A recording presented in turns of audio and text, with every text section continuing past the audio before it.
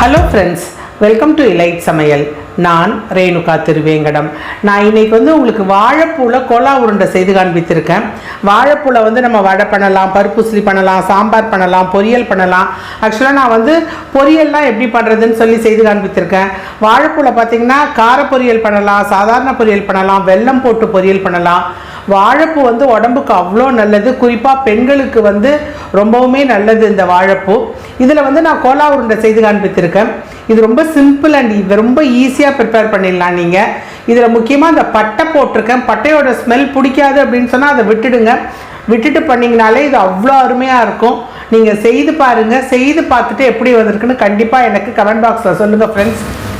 இந்த வாழைப்பூ கோலா உருண்டைக்கு பார்த்தீங்கன்னா நான் வாழைப்பூவை எடுத்து ஆஞ்சிட்டு மோரில் அரிஞ்சு போட்டிருக்கேன். இதை பெருசாகவே நீங்கள் நறுக்கிக்கலாம், ஏன்னா நம்ம மிக்சியில் அடிக்கிறது தான்.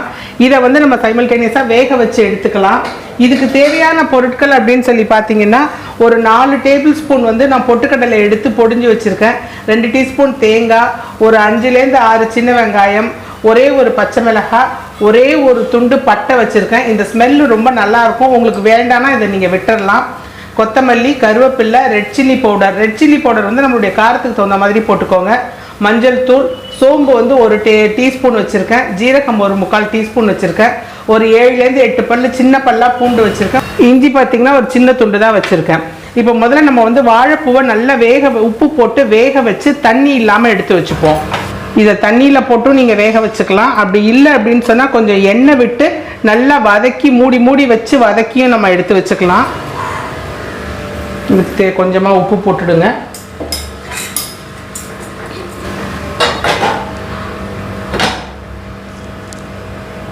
ஒரு 3லேருந்து 4 நிமிஷம் நல்லா இது வேகட்டும். இப்போ நான் அந்த மிக்சியில் பூண்டு, இஞ்சி, சோம்பு, ஜீரகம், மிளகாத்தூள்,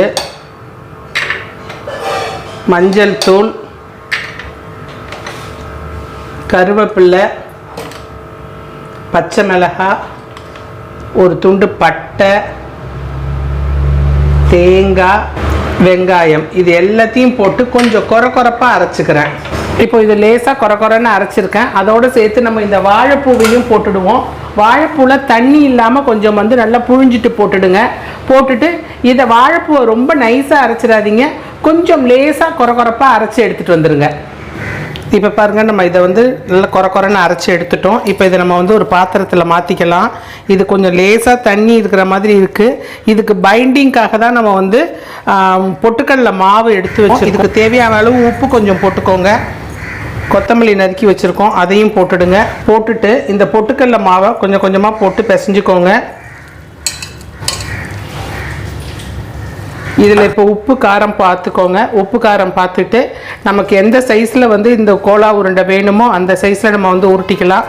கையில் எண்ணெய் தடவிட்டு உருட்டினீங்கனாலும் சரி, இல்லை இந்த மாதிரி உருட்டி அப்படியே எண்ணெயில் போட்டு எடுக்க வேண்டியது தான். நம்ம இப்போ எப்படி பண்ணுறதுன்னு பார்க்கலாம் வாங்க. உருண்டையெல்லாம் இந்த மாதிரி உருட்டி வச்சுருக்கேன். எண்ணெய் காஞ்சதோடு பொரித்து எடுத்துடலாம். எண்ணெயை மிதமான சூட்டில் வச்சுக்கணும். ரொம்ப சூட்டில் வச்சு எண்ணெயை இப்போ இந்த உருண்டையை போட்டிங்கன்னா மேல் பக்கம் வெந்திருக்கும், உள்ளார வேகாது. அதனால் அரை சூடு இருக்கும்போதே போட்டுடலாம்.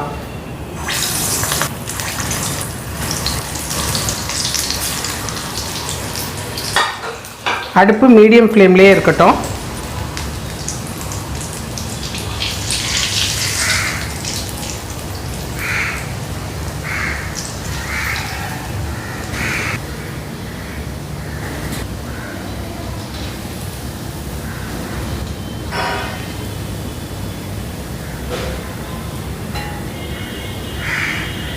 கோலா உருண்டை நல்லா வெந்துடுச்சு பாருங்க. இந்த நேரத்தில் இருந்தால் போதும், ரொம்ப கருகிடுச்சுனாலும் நல்லா இருக்காது. இந்த மாதிரி கலர் வர்றதுக்கு 2 காரணம் முக்கியம். ஒன்று வாழைப்பூ அரிஞ்ச உடனே தயிரில் போட்டுடணும், அது ரொம்ப ரொம்ப முக்கியம். அப்படி இருந்தால் மட்டும்தான் இந்த மாதிரி கலர் பொன்னிறமாக வரும்.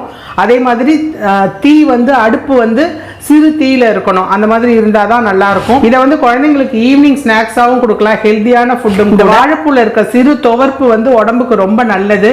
இதை நீங்கள் செய்து பாருங்கள். செய்து பார்த்துட்டு எப்படி வந்திருக்குன்னு சொல்லுங்கள்.